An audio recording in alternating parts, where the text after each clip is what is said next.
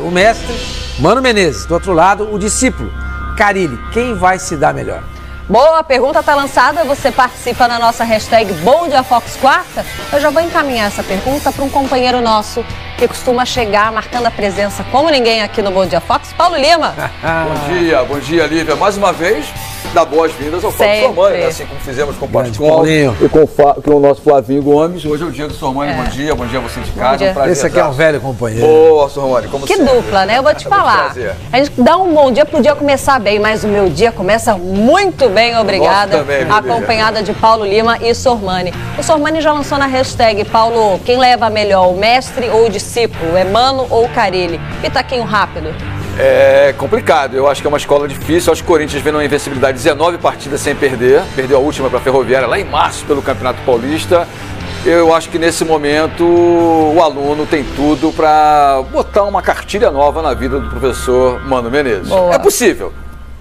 É difícil para o Mano reverter o resultado, mas é bem possível que o Corinthians, ao meu ver, seja o favorito do dia de hoje. De fato é um jogo complicado e vamos aproveitar que você falou no aluno, vamos abrir os trabalhos aqui falando do Corinthians, porque a 7ª rodada do Campeonato Brasileiro marca justamente esse encontro entre Corinthians e Cruzeiro. E o Fábio Carille tem pela frente o seu mestre, seu professor Mano Menezes. E os dois se conhecem muito bem. O André Cavalcante, nosso repórter, chega agora com as informações.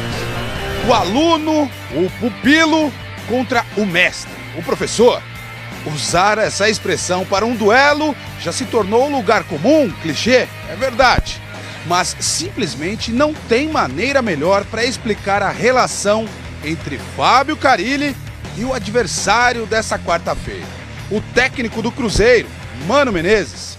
A trajetória do atual técnico corintiano só teve início no clube por causa justamente de um convite feito pelo Mano Menezes, então treinador, em 2009.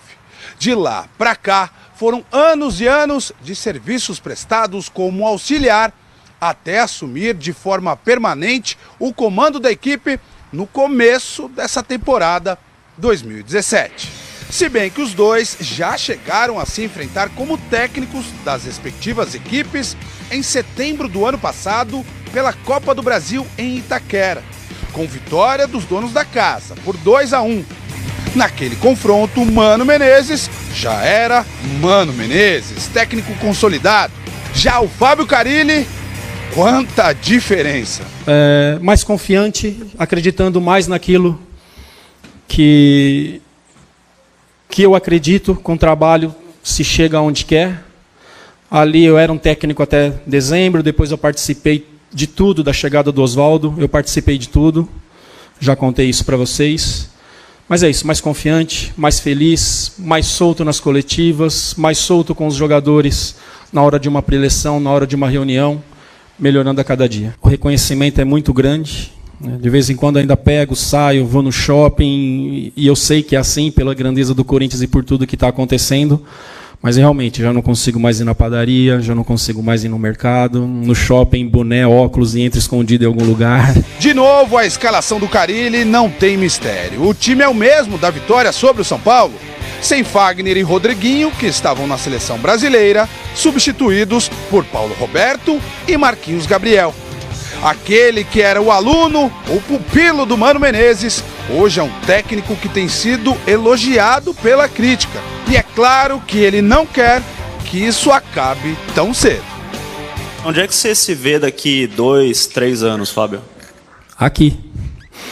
Quero ficar aqui por muito tempo. Se deixar, eu vou ficando aqui. Se esquecerem de mim, eu vou ficando aqui. Vocês vão ter que me aguentar. Opa! E me diz como esquecer o Fábio Carille, ele que vem apresentando. Falar, vocês vão ter que me engolir, pô.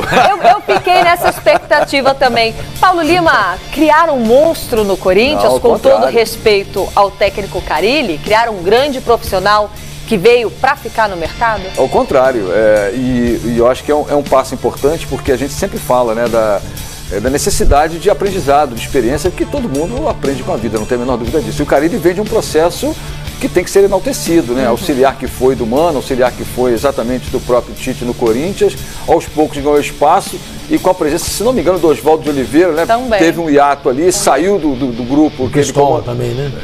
Cristóvão. Exatamente. Ele pegou Cristóvão, Oswaldo, mas o Mano Oswaldo, se não me engano, foi o cara que meio que tirou ele do foco, né? Porque assim que o Oswaldo saiu, o Cristóvão apareceu e também não teve um bom rendimento. E de uma hora para outra, a diretoria do Corinthians falou assim, pô, temos um santo caseiro. Pois é. E esse santo caseiro deu resultado. São 19 jogos de invencibilidade, como já falamos aqui, última derrota para a Ferroviária. Só tem 2 derrotas na atual temporada, a outra para o Santo André no Campeonato Paulista.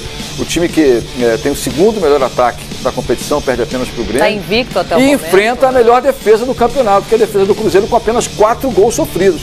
Vale ressaltar isso, né? É um jogo na Arena. O Cruzeiro só jogou uma vez na Arena do Corinthians, perdeu por 3-1, foi em 2015, 3-1 ou 3-0. Me lembro que foi Wagner Love, 2 gols, e o Jadson fizeram os gols naquela oportunidade. Portanto, é o Corinthians mais uma vez jogando diante da sua torcida com a expectativa de grande público, e o que não será novidade para nós, bater aí 30, 35 mil, até quase 40 mil torcedores hoje na Arena. Engraçado como é o futebol, né, Sormani? Porque no início da temporada, você pensando no Campeonato Paulista, no Campeonato Mineiro, o Cruzeiro começou muito bem, com uma série invicta enorme, o time se reforçando e já assustou, criou uma grande expectativa, só que o time agora deu uma queda. Já o Corinthians, um time com muita desconfiança, com poucos reforços, um técnico ainda desconhecido, e a situação inverteu. Não que o Cruzeiro esteja mal das pernas, mas o time vem oscilando, e o Corinthians agora ele tem uma proposta de jogo, o Corinthians tem uma cara, né? É verdade, Lívia, concordo com você, com tudo que você falou. O Corinthians é hoje uma equipe que tem uma cara, é uma equipe bem resolvida, bem definida. E engraçado que são os opostos, né? Quando a temporada começou, todo mundo falava do Cruzeiro, entre outras equipes. Palmeiras, Flamengo, Cruzeiro, Atlético, né? E ninguém falava do Corinthians. Ninguém dava um... O Corinthians era o quê mesmo, Sormani? Era o quê? Era a quarta força. Eu caí nessa bobagem. Bobagem não. O Carlinhos também dizia isso. É, né? lógico. Ele também via. E ninguém dava nada. Era uma grande interrogação, Sormani. Não tem como. Quem não diria que o Corinthians era a quarta força naquela oportunidade? Era mesmo. O Palmeiras vinha de um campeonato brasileiro, o Santos de um vice-campeonato. São Paulo contratando o Prato, né? E São Paulo contratando o Prato. E o Corinthians ali meio que ficando para trás, né? Entre aspas. Mas ele reverteu tudo isso com o grande trabalho do Carille. E o Corinthians hoje está liderando o Campeonato Brasileiro. O Cruzeiro, que estava lá em cima na cotação de todos, deu uma caída. Por isso mesmo eu concordo com o Paulo Lima. O Corinthians hoje é o favorito, embora a vitória do Cruzeiro não seja nenhuma. E sabe o que eu achei engraçado? Ontem o Hudson do Cruzeiro, ele conversou com a gente aqui no Bom Dia Fox, e ele ressaltou a dificuldade do Campeonato Paulista perante ao Campeonato Mineiro. Ele não menosprezou o Campeonato Mineiro, mas ele falou, olha, nosso campeonato aparentemente é um campeonato mais fácil, exige menos do que o Paulista, até isso, com isso ajudava a favorecer o time do Cruzeiro, né, a ter uma boa temporada. E o Hudson deu essa dica, lembrando que o Cruzeiro tem agora o Corinthians pela frente e tem também o Grêmio. São 2 pedreiras para o técnico Mano Menezes. Pessoal, eu tô de olho na nossa hashtag Bom Dia Fox Quarta, tem muita gente participando, a sua mensagem está aparecendo aqui, e o Gildemar concorda com vocês que o aluno vai vencer o mestre nesse primeiro confronto aí no Campeonato Brasileiro. Vamos fazer o seguinte, nós falamos sobre o mestre Mano Menezes, mas o Carille, eu vou me levantar aqui, Sormani, vocês daqui vão poder me acompanhar. O Mano Menezes trabalhou com o Carille, assim como o Tite.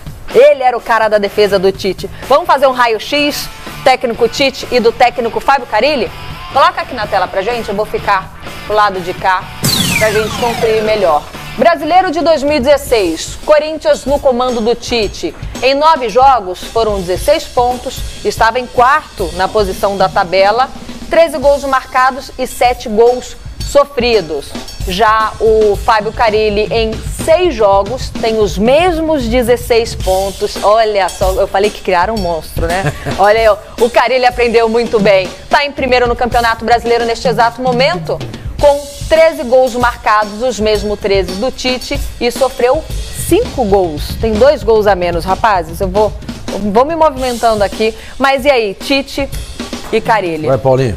Olha, na verdade, são 2 campeonatos diferentes, 2 temporadas completamente distintas, né? Esse ano você tem surpresas no campeonato. As surpresas estão aí, né? Lógico que você vê um Grêmio bem pontuando, um Corinthians na liderança invicta do campeonato, isso é altamente importante. Só que você vê também um sucesso, por exemplo, da Chapecoense, no Curitiba, que não se criava essa expectativa toda, né? E a consequência disso é que o Tite, naquele ano 2016, ele tinha também uma concorrência muito forte na ponta de cima da tabela. É lógico que esse ano o Carille faz um trabalho de excelência, não tem a menor dúvida disso. Não dá para deixar de enaltecer o trabalho do Carille, resgatando alguns jogadores, e mesmo sem o Rodriguinho e sem o Fagner, que mais uma vez estarão fora com a seleção brasileira, ele consegue, com as suas peças, colocar o Corinthians num patamar acima do que a gente pode considerar ideal, né? O Corinthians já está acima daquele patamar ideal dos clubes que disputam agora, pelo menos, essas primeiras posições do Campeonato Brasileiro. Agora, essa posição na tabela, ela pode ser, até certo ponto, uma coisa muito positiva, mas talvez não transpareça tudo que esse Corinthians representa nesse momento. Pode oscilar muito, e a gente vai ver isso com o decorrer do campeonato. Está muito cedo ainda para enaltecer demais uma liderança invicta do Corinthians. E o próprio Fábio Carille, ele fala, quando se perguntou onde vai chegar esse Corinthians, o Corinthians briga pelo título, ele fala, olha, calma, estamos chegando, estou me formando ainda, mantendo cada vez mais. Ele sabe que a caminhada do Corinthians é difícil, porque o Campeonato Brasileiro exige. Agora, Sormani, me chama muito a atenção esses gols sofridos aqui, 2 a menos do que o técnico Tite, porque o Carille era o cara que ajudava toda a comissão técnica do Tite a fazer a zaga uma grande força, uma grande potência, né? O setor defensivo do Corinthians, que todo mundo ressaltava no comando do Tite, Carille estava lá e hoje ele está colocando em prática, né? Exatamente, Lívia. É o ponto que mais chama a atenção, né? É o cartão de visita, vamos dizer assim, do técnico Fábio Carille, é o seu sistema defensivo. Ele pavimenta a estrada para vitórias e títulos através da defesa sólida. Ele vai arquitetando todo o seu time para chegar, por exemplo, com 6 jogos, ele conseguiu os mesmos 16 pontos do Tite na temporada passada. Agora, é aquilo que o Paulinho falou, são campeonatos diferentes, são adversários diferentes. O que ajuda também esses números do Carille é que o Corinthians fez nesse início de campeonato os 3 primeiros jogos com nenhum time da elite do campeonato. Sim. Pegou a Chapecoense em casa, que foi o único empate. Exatamente. Olha que coincidência, como chama a atenção. Pegou depois o Vitória em Salvador e o Atlético Goianiense em Goiânia. Nenhum clássico. Sendo é legal que todos os outros, isso. Sendo que todos os outros times da elite do futebol, nas 3 primeiras rodadas, o Botafogo foi o único que enfrentou um time só da elite, que foi o Grêmio. Os demais sempre enfrentaram 2 ou até mesmo 3 times fortes, como o caso do Fluminense, que Palmeiras a gente lembrou bem. O Fluminense, Lívia, jogou contra o Santos, Atlético e depois pegou Palmeiras e Flamengo. O Palmeiras, né? O Flamengo, veja a situação do Fluminense. O Fluminense só pegou a elite. Então, eu acho que isso ajuda a explicar um pouco essa campanha extraordinária. Se bem que, volto a dizer, Mas pegou Carille... Vitória também, venceu por 2-1 Vitória no Maracanã. Mas nas 3 primeiras rodadas foram 3 clássicos. Isso que eu queria chamar a atenção. Mas o trabalho do Carille é espetacular. O que não diminui o trabalho do Fábio Carille, óbvio, mas é uma curiosidade a se olhar nessa tabela, né? Corinthians não teve um grande clássico, mas vai ter agora já o seu primeiro maior desafio, né? Então, mas já pegou o Vasco fora e enfiou 5. Pegou o Santos em Itaquera, ganhou de 2-0. E pegou o São Paulo e fez 3-2. Ou seja, pegou 3 times que eram da classe média do futebol brasileiro, pegou.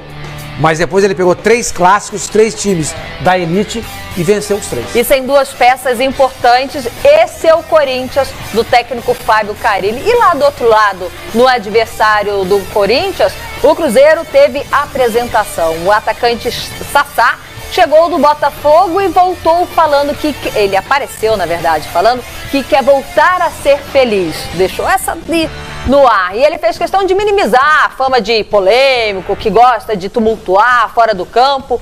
A reportagem é do Diego Bertozzi. Para você ligado no Bom Dia Fox, depois de uma saída conturbada do Botafogo, Sassá disse na apresentação dele aqui na Toca da Raposa que quer voltar a ser feliz. O polêmico atacante falou sobre o futuro agora no time mineiro e também sobre o ex-clube. Quem acompanha tudo que aconteceu lá no Rio de Janeiro sabe que realmente o que aconteceu não foi nada problema extracampo, foi mais questão contratual e me afastaram, mas isso aí já passou. Tô feliz, Tô aqui no Cruzeiro agora e espero fazer um grande trabalho aqui. Não, mágoa não tem Botafogo não. Lá eu tenho grandes amigos. O que aconteceu foi algumas coisas lá, algumas brigas internas lá que eu perdi um pouco o clima lá. Mas lá foi um clube que me revelou e é um clube que eu guardo com bastante carinho no meu coração. Antes mesmo de chegar a Belo Horizonte, Sassá deu uma cutucada no grande rival do Cruzeiro, o Atlético, ao postar nas redes sociais uma foto em que ele mostra com os dedos o número 6, se referindo à histórica goleada de 6-1 da Raposa sobre o Atlético no Brasileirão de 2011. O futebol tá muito chato, a gente não pode fazer mais nada que tudo dá polêmica. Sou um cara que na rede social gosta de brincar bastante, mas isso aí é mais pra brincar mesmo. Sassá ainda não está à disposição do técnico Mano Menezes porque ele ainda não teve o nome publicado no BID, o Boletim Informativo Diário da CBF. Por isso, não estará em campo nesta quarta-feira contra o Corinthians em Itaquera. Falando nisso, uma notícia que preocupa o torcedor celeste. O meia Robinho fica de fora dessa partida porque ele sente dores no joelho direito, o mesmo que levou uma pancada na partida contra o Atlético Goianiense. Por isso, Mano Menezes escalou, pelo menos no último treino da equipe aqui na Toca, o Rafinha na posição do Robinho. Tá aí o Diego Bertozzi com as informações do Cruzeiro. E prestando atenção no que o Sassá disse, eu achei ali algumas curiosidades. Ele disse que está mais calmo, que está mais tranquilo, mas já deu uma cutucada no torcedor do Atlético Mineiro, fazendo aquele 6 ali com a mão. E disse ontem, Sormani e Paulo Lima, que agora ele chegou num time grande.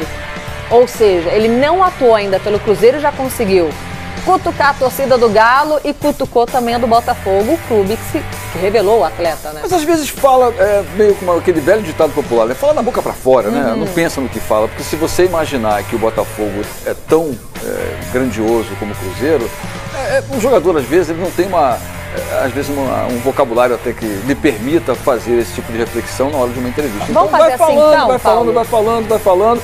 Não acho que o Sassá tenha querido menosprezar o Botafogo, o Cruzeiro é time grande. Porque às vezes fala sem pensar. Vamos fazer o tira-teima? Vamos lá. Se ele falou de uma forma para menosprezar ou não, com a palavra o Sassá. No Botafogo lá no começo do ano nosso time ainda não tinha acertado.